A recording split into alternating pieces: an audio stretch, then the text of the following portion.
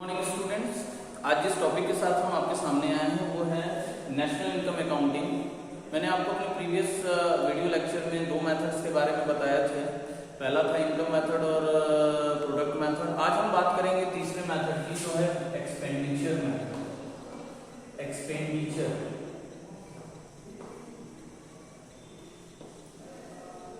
देखिए, expenditure method एक बहुत इंपॉर्टेंट मेथड है और सबसे ज्यादा बोर्ड एग्जाम्स में जो क्वेश्चंस आते हैं वो इसी मेथड से आते हैं। एक्सपेंडिचर का मतलब क्या होता है? खर्चा। एक्सपेंडिचर का मतलब होता है खर्चा।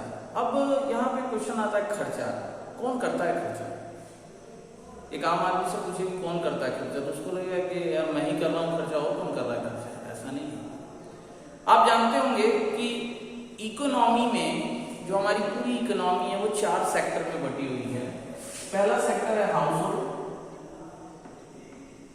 दूसरा सेक्टर है प्रोड्यूसर, तीसरा सेक्टर है गवर्नमेंट और चौथा सेक्टर है ROW, rest of the world. Household, producer, government and rest of the world. There are 4 sectors: household, producer, government and rest of the world. अभी चारों खर्चा करते हैं अलग अलग। अब अगर हम हाउस होल्ड की बात करें, हाउस होल्ड में कौन आता है? हाउस होल्ड में कंज्यूमर आता है। कंज्यूमर कौन? हम लोग। Consumer consumes goods and services for the satisfaction of wants. हम अपने वांट्स को सेटिस्फाई करने के लिए गुड्स एंड सर्विसेज खरीदते हैं। आप जानते हैं कि ह्यूमन नीड्स अनलिमिटेड है और उसको पूरा करने के लिए गुड्स एंड सर्विसेज में पैसा खर्च करते हैं। और जो पैसा कंज्यूमर खर्च करता है हाउस होल्ड गुड्स पे, उसको हम कहते हैं private final consumption expenditure. In short it is called C. This is called C. अब आते हैं प्रोड्यूसर। प्रोड्यूसर कौन होता है भाई? प्रोड्यूसर वो होता है who converts raw material into finished goods for the motive of earning profit. तो हम जब बात करते हैं तो प्रोड्यूसर में प्रोड्यूसर ही होता है। प्रोड्यूसर। अब आप जानते हैं कि फाइनल गुड्स दो तरह के होते हैं। मैंने आपको बताया था फाइनल गुड्स होते हैं प्रोड्यूसर फाइनल गुड्स और कंज्यूमर फाइनल गुड्स। तो यहाँ पे प्राइवेट फाइनल कंजम्पशन एक्सपेंडिचर तो इनके लिए हो गया। प्रोड्यूसर जो करता है उसको हम कहते हैं इन्वेस्टमेंट एक्सपेंडिचर। क्या कहते हैं हम?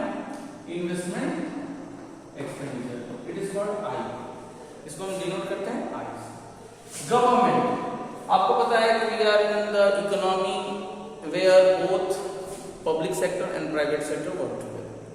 सरकार है, सरकार का मेन उद्देश्य है लोगों का वेलफेयर, सोशल वेलफेयर। तो सरकार खर्च करती है। अब सरकार कहाँ खर्च करती है? अब जैसे आप देखिए अभी कोविड-19 का जो चल रहा है सेशन, इस दौरान सरकार ने बहुत सारे खर्चे किए हैं। दवाओं के ऊपर खर्चा कर रही है, क्लिनिकल ट्रायल्स कर रही है, मास्क प्रोवाइड कर रही है, जो भी क्वारंटाइन सेंटर्स बनाए गए हैं उनकी जो कॉस्ट है, जो इक्विपमेंट्स आ रही हैं, these all are the expenses.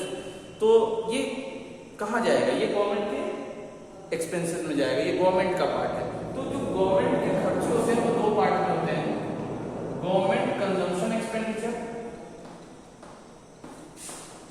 And government investment expenditure. Government investment expenditure. Consumption expenditure वो होता है जो सरकार लोगों पे करती है, अपने लोगों को सेटिस्फाई करने के लिए, सोशल वेलफेयर के लिए करती है। और गवर्नमेंट इन्वेस्टमेंट एक्सपेंडिचर वो होता है जहाँ पे गवर्नमेंट ऐसे खर्चे करती है जहाँ पे उनकी एक एसेट्स क्रिएट होती है। जैसे government are making AIIMS hospitals, all India medical sciences जो बन रहे हैं एम्स, या चाहे जो सरकार सड़कें बनवा रही है, पुल्स बनवा रही है, सरकारी स्कूल बनवा रही है, ब्रिजेस बनवा रही है, डैम्स बनवा रही है, ये सब पे भी तो खर्चा हो रहा है। लेकिन ये कहीं ना कहीं गवर्नमेंट की एसेट्स है, ये एसेट्स क्रिएट कर रही है गवर्नमेंट के लिए। That is called government investment expenditure. और इनको कंबाइन हम सी के नाम से जानते हैं, sorry G. This is called G. And ROW, rest of the world. Rest of the, आप जानते हैं कि हमारे रेस्ट ऑफ द वर्ल्ड के साथ संबंध है, बहुत सारे कंट्रीज के साथ हमारे संबंध है और ये जरूरी भी है क्योंकि by the way of rest of the world we go through export and import with other countries which help us to earn foreign exchange और to maintain the foreign exchange reserve. तो यहाँ पे रेस्ट ऑफ द वर्ल्ड के साथ दो चीजों की बात होती है, एक होता है एक्सपोर्ट और दूसरा इम्पोर्ट। तो एक्सपोर्ट इम्पोर्ट की हम बात करते हैं यहाँ पे rest of the world. Clear? So ये तो हो गया 4 सेक्टर्स और उनके द्वारा किए गए खर्चे। अब हम आते हैं अपने कॉन्सेप्ट की तरफ। जब हम बात करते हैं एक्सपेंडिचर मेथड, तो मैंने आपको बताया था एक्सपेंडिचर मेथड का कोई भी क्वेश्चन जो होता है उसकी शुरुआत होती है जीडीपी एमपी से। कहां से शुरुआत होती है? जीडीपी एमपी से। तो जब हम जीडीपी एमपी निकालते हैं तो कैसे निकालते हैं? जीडीपी एमपी को निकालने का फार्मूला यहाँ पे होता है क्या? Private final consumption expenditure, private final consumption expenditure plus in government final consumption expenditure plus gross domestic fixed capital formation plus change in stock plus net exports. ये ध्यान दीजिएगा, यहां पे जब हम जीडीपी एमपी को निकालते हैं तो यहां पे हम ध्यान देंगे private final consumption expenditure add करेंगे plus government final consumption expenditure add करेंगे plus gross domestic fix capital formation add करेंगे plus change in stock add करेंगे प्लस नेट एक्सपोर्ट्स हम ऐड करेंगे। तो बेसिकली हम इन 5 चीजों को ऐड करेंगे तो हमको जीडीपी एमपी मिलेगा। लेकिन यहां पे कुछ सावधानियां आपको बरतनी। क्या? प्राइवेट फाइनल कंजम्पशन एक्सपेंडिचर तो डायरेक्ट मिल जाएगा आपको, गवर्नमेंट फाइनल एक्सपेंडिचर में भी कोई दिक्कत नहीं होती। जहां पे स्टूडेंट बोर्ड एग्जाम्स में सबसे ज्यादा गलतियां करते हैं वो ये पॉइंट है। अब यहाँ पे गलती क्या होती है ध्यान दीजिएगा। अब यहाँ पे एक वर्ड दिया हुआ है gross domestic fixed capital formation. ध्यान दीजिए, पहले वर्ड से हम शुरू करते हैं। पहला वर्ड यहाँ ग्रॉस, और आप भी कहां से शुरू कर रहे हैं? ग्रॉस से शुरू कर रहे हैं, तो ग्रॉस ग्रॉस नो प्रॉब्लम। कई बच्चे मैंने कहा कि वो डायरेक्ट नेशनल इनकम से शुरुआत करते हैं। तो नेशनल इनकम, अगर आप नेशनल इनकम से शुरू करेंगे तो नेट से शुरू होता है ना, नेट नेशनल इनकम। तो आपको इस ग्रॉस को अगर आप नेशनल इनकम से शुरू करेंगे डायरेक्टली, तो आपको इस ग्रॉस को नेट में बदलना होगा, जिसके लिए आपको माइनस करना होगा डेप्रिसिएशन इस गिवन वैल्यू में। पहली चीज, अगर बाय द वे यहाँ पे नेट रहता, सपोज यहाँ पे ग्रॉस की जगह नेट रहता, तब आप क्या करते? और आप अगर जीडीपी लेके चलते तब आपको इस नेट में ऐड करना पड़ता डेप्रिसिएशन ग्रॉस के लिए। लेकिन चूंकि आप यहाँ पे ग्रॉस डोमेस्टिक से ही शुरू कर रहे हैं तो आपको यहाँ पे कोई ऐसी जरूरत नहीं, क्योंकि क्वेश्चन में ग्रॉस दिया होगा। अगर नेट दिया होगा तो ऐड कर लेंगे। क्लियर? अब यहाँ पे ये जो है कैपिटल फॉर्मेशन, ध्यान दीजिएगा, कैपिटल फॉर्मेशन क्या होता है? कैपिटल फॉर्मेशन किसको कहते हैं? Capital formation, capital formation investment को कहते हैं। Investment, I investment is known as the process of capital formation. I is equals to delta K. आपने पहले चैप्टर में पढ़ा है, I is equals to delta K. तो इन्वेस्टमेंट आपको पता है 2 तरह का होता है। इन्वेस्टमेंट जो हमारा होता है वो 2 तरह का होता है। एक होता है फिक्स्ड इन्वेस्टमेंट और दूसरा होता है क्या? Inventory investment. ध्यान दीजिए, इन्वेस्टमेंट 2 तरह का होता है। एक फिक्स इन्वेस्टमेंट होता है, एक इन्वेंटरी इन्वेस्टमेंट होता है। फिक्स इन्वेस्टमेंट वो इन्वेस्टमेंट होता है जो प्रोड्यूसर खर्च करता है for acquiring fixed assets. Inventory investment वो इन्वेस्टमेंट होता है जो वो inventory means stock of raw material, stock of finished goods and stock of semi finished goods पे इस्तेमाल करता है। And that the total of fixed investment and inventory investment is known as total investment या gross investment आप कह सकते हैं। ठीक है, टोटल इन्वेस्टमेंट ही होता है। तो यहां पे ध्यान दीजिएगा, अगर क्वेश्चन में डोमेस्टिक ग्रॉस डोमेस्टिक या net domestic fix capital formation होगा तो आप इस चेंज इन स्टॉक को ऐड करेंगे। क्यों? क्योंकि इन्वेंटरी इन्वेस्टमेंट को निकालने का फार्मूला होता है closing stock minus opening stock, और इसी को हम कहते हैं क्या? Change in stock. अब ध्यान दीजिएगा, यहाँ फिक्स है, फिक्स्ड है, मतलब फिक्स है, इन्वेंटरी अभी नहीं है, तो हम यहाँ पे चेंज इन स्टॉक ऐड करेंगे। लेकिन अगर यही कुछ इस तरीके से दिया रहता, ग्रॉस, अगर यहाँ पे हम इसको हटा दें, सपोज ग्रॉस डोमेस्टिक अगर ऐसे दिया है, ग्रॉस डोमेस्टिक कैपिटल फॉर्मेशन, तब आप चेंज इन स्टॉक को ऐड नहीं करेंगे, क्योंकि ग्रॉस डोमेस्टिक कैपिटल फॉर्मेशन का मतलब it include fix investment as well as inventory investment. अगर आप उसके बाद भी इसको ऐड करेंगे तो it create the problem of double counting, और डबल काउंटिंग की जो प्रॉब्लम है वो एक ही वैल्यू को दो बार ऐड कर लेगी, तो आपका जो नेशनल इनकम का एस्टिमेशन है वो गलत हो जाएगा। क्लियर? तो इस चीज का ध्यान रखना है। Then come to the net export. Net export कैसे निकलता है? ये निकलता है export minus import, X minus M, X minus M. कभी कभी क्या होता है, बच्चे एक्सपोर्ट को ही नेट एक्सपोर्ट मान लेते हैं, ये गलती कभी मत करिएगा। और नेट एक्सपोर्ट की वैल्यू प्लस में भी हो सकती है और माइनस में भी हो सकती है, डिपेंड करता है कि कंट्री का एक्सपोर्ट अधिक है या इंपोर्ट अधिक है। क्लियर हुआ? एक चीज। दूसरी चीज, अगर क्वेश्चन में नेट एक्सपोर्ट की जगह नेट इंपोर्ट दे दिया जाए, तब आप क्या करेंगे? तब आप जोड़ने की जगह उसको हटाएंगे। क्लियर?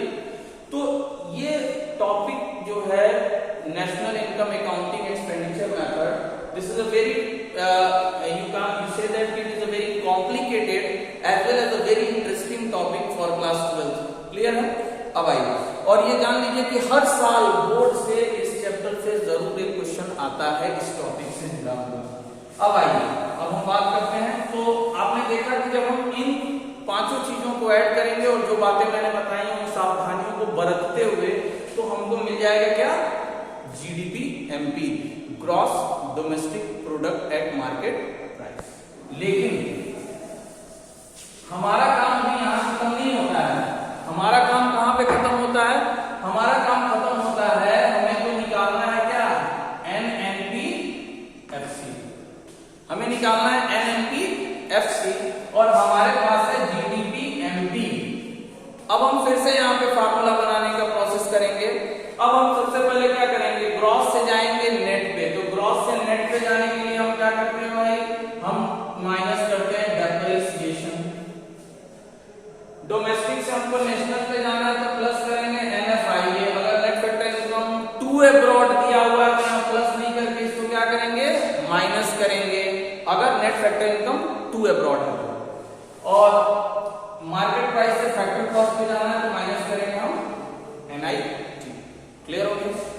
तो इस तरीके से हम एक फार्मूला बना देंगे और उसमें जो वैल्यूज पुट करेंगे तो हमारा आंसर आ जाएगा।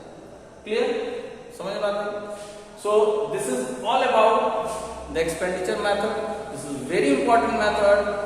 Every year question must come from this topic for 6 marks numerical, so you must go through that. Clear? अब आइए, this is all about the calculations of national income by different method। लेकिन ये जो 3 method मैंने आपको बताया, product method, income method या value added method, इनके क्वेश्चंस को सॉल्व करते समय कुछ बातों का ध्यान रखना बहुत जरूरी है, जिनको हम कहते हैं precautions consider during calculation of national income. तो हम बात करते हैं उनकी प्रिकॉशंस की। सबसे पहली चीज, सबसे पहला प्रिकॉशन हम क्या लेते हैं नेशनल इनकम को कैलकुलेट करते समय? सबसे पहले only value of final goods were consider. Clear? हम हमेशा फाइनल गुड्स की ही वैल्यू को कंसीडर करते हैं नेशनल इनकम के कैलकुलेशन के समय। क्यों करते हैं भाई? क्योंकि फाइनल गुड्स की वैल्यू में इंटरमीडिएट गुड्स की वैल्यू ऑलरेडी पहले से इंक्लूडेड है। अगर हम दोनों को इंक्लूड कर देंगे तो it creates a problem of double counting. Clear? दूसरी चीज क्या है?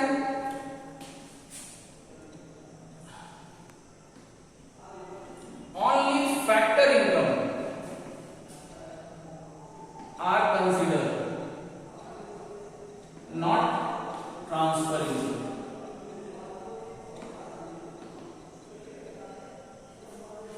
कभी भी नेशनल इनकम के कैलकुलेशन में हम फैक्टर इनकम को इंक्लूड करते हैं, because national income is the sum total of factor income earned by normal resident of a country during an accounting year.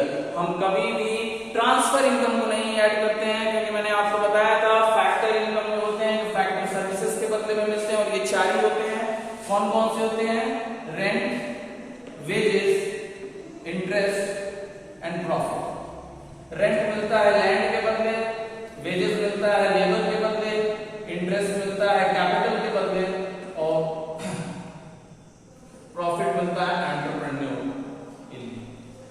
So these are the factor income. तो हम इसी को include करेंगे, transfer income include नहीं होगा। Transfer income क्या होते हैं? Transfer income are called unilateral incomes, one sided incomes, unearned incomes. Clear है? इसमें बहुत सारी चीजें आती हैं, गिफ्ट्स आते हैं, डोनेशंस आते हैं, स्कॉलरशिप्स आते हैं, उसके बाद रिटायरमेंट पेंशन और ओल्ड एज पेंशन। इसको ध्यान दीजिएगा, रिटायरमेंट पेंशन बहुत ध्यान से सुनिएगा। Retirement pension is the part of factor income. Retirement pension, why? Because it is given as per the service contract. लेकिन जो ओल्ड एज पेंशन आता है, विधवा पेंशन जो गांव में मिलता है, it is considered as the transfer income. और कभी कभी बच्चे इसमें कंफ्यूज हो जाते हैं कि ओल्ड एज पेंशन और रिटायरमेंट पेंशन किसमें इंक्लूड होगा। तो आप एकदम दिमाग में बैठा लीजिए कि ओल्ड एज पेंशन जो होगा वो किसमें जाएगा? ओल्ड एज पेंशन जो है वो ट्रांसफर इनकम होगा, लेकिन रिटायरमेंट पेंशन जो होगा वो फैक्टर इनकम होगा। क्लियर हो गया? अब आइए उसके बाद इसमें रेमिटेंस फ्रॉम अब्रॉड, ये सबसे इंपॉर्टेंट है इसमें। रेमिटेंस फ्रॉम अब्रॉड, विदेशों से जो लोग पैसा कमा के अपने घरों पे भेजते हैं। जैसे मान लीजिए कि मेरे पिताजी दुबई में है और मैं इंडिया में हूँ, और पैसा कमा के मुझे हर महीने 50,000 भेज रहे हैं, तो मैंने नहीं कमाई है, तो कमाया किसने? उन्होंने कमाया है, और मेरे पास भेज रहे हैं, तो it is considered as the transfer income. Clear? उसके बाद तीसरी चीज जो सबसे ध्यान देने वाली है, एक चीज और ध्यान दीजिएगा, यहां पे इम्प्यूटेड वैल्यू ऑफ हाउस और गुड्स, ये भी इंक्लूड होगा फॉर सेल्फ कंजम्पशन। अगर मान लीजिए कोई सामान बना और उसको मैंने, सपोज मेरी एक फैक्ट्री है, तो एक सामान मैंने बनाया, सपोज ये डस्टर मैंने बनाया, तो इस डस्टर को बनाने में मेरा लैंड लेबर कैपिटल एंटरप्रेन्योर तो लगा ही होगा। वो अलग की बात है कि इसको मैंने बेचा नहीं, इसको मैंने अपने सेल्फ कंजम्पशन के लिए इस्तेमाल कर लिया। तो यहाँ पे एक चीज ध्यान रखिएगा, अगर आप सेल्फ कंजम्पशन के लिए कोई चीज बना रहे हैं प्रोडक्शन प्रोसेस के थ्रू, तो उसकी वैल्यू को इंक्लूड किया जाएगा, क्योंकि आपने वहां पे फैक्टर सर्विसेज पेड की है। क्लियर हो? टैक्स इंक्लूड नहीं होता है, टैक्स में सब्सिडीज घटा देते हैं, ठीक है, ये ध्यान दीजिएगा। यहां पे सबसे इंपॉर्टेंट चीज है cell purchase of shares and bonds. Shares, bonds, debenture, bill of exchange etcetera etcetera. ये जो पेपर क्लेम्स होते हैं जिसके बदले कोई गुड्स एंड सर्विसेज का प्रोडक्शन नहीं हुआ है, उनको भी हम नेशनल इनकम में इंक्लूड नहीं करते हैं। तो sale and purchase of goods and services अगर है तो वो इंक्लूड होगा, लेकिन sale and purchase of shares है, बॉन्ड्स है, सिक्योरिटीज है, ट्रेजरी बिल्स है, इसको हम इंक्लूड नहीं करते हैं, because it is considered as a paper claim, simply a paper claim. There are so many precautions given in your book, so go through that. There are some theoretical questions coming in the board examination, whether this is included in calculation of national income or not. So you have to write the answer in yes or no, along with the valid reason why it is not included or why it is included. So go through this. There are I only discussed few points. There are so many points given in the book. You go through that. Okay. So this is all about the expenditure method and the precautions used while calculating the national income. So go through this video lecture again and again. Prefer your book. Solve the questions given in your book related to this expenditure method. Be healthy, be safe. Thank you.